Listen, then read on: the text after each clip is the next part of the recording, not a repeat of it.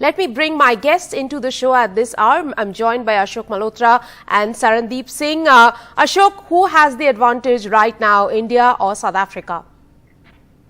I would say even Stevens, Rika, because as of now, if India can pull off to add another 40-odd runs, because we still got Shardul and Hanuma Vihari. Shardul, we know he delivers when chips are down. He's no.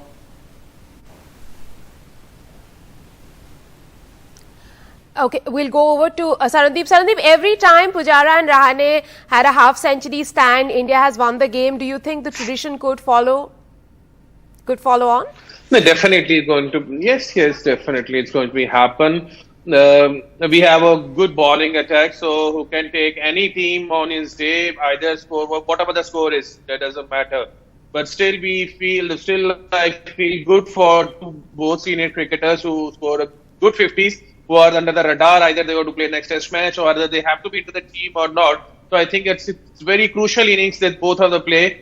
Not for, if I say the 50s runs, not good for the individual, but if you see from the team point of view, that's a very, very crucial runs they both make it, right? And now we are looking ahead to the Shardul and Hanuman Vihari. Because Hanuman Vihari has to be proved himself. So let's see if he scores some good big runs and added another 60, 70 runs to the inning. So India has a good total to defend now.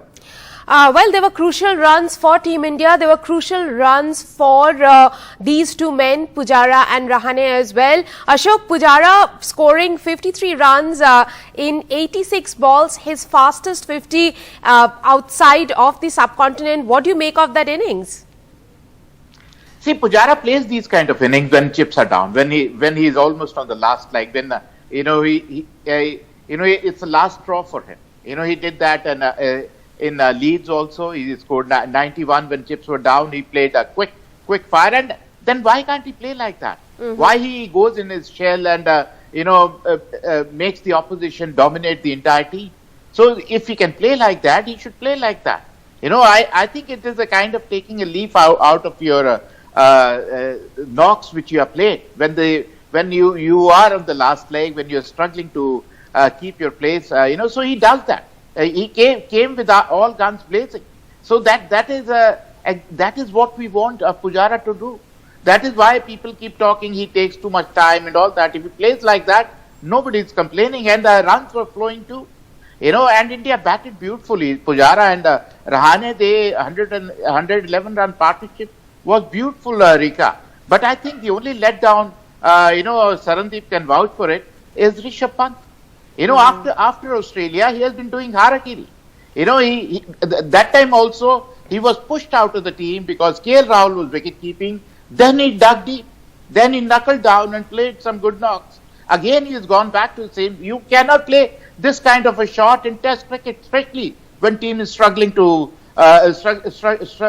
at all. So I don't know who is going to speak to him, or he needs another wake-up call. Or another rap on his knuckles to dig deep and come back as we all know he can.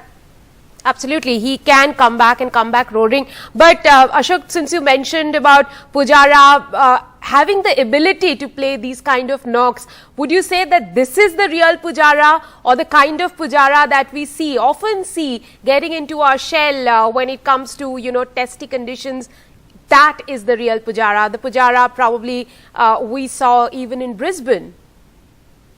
I hope he is the real Pujara, because we all love this Pujara. Believe you me, he has scored tons of runs for India. But now, when this 2020 mode and one day cricket mode, cricketers are coming in, Pujara is, I would say from old school. So somewhere along the line, this is a good thinking. This is a good positive intent.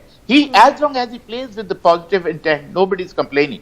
He's got 7,000 plus runs. We know he has been a phenomenal servant of the Indian team. But the fact is, this is what we want him to play. This is if he can score runs like that. But why he only score runs like this? He shows this kind of intent when he is almost at the last straw. He is struggling. That is when he goes out with all guns blazing. Why can't he do it more often and score runs for the team?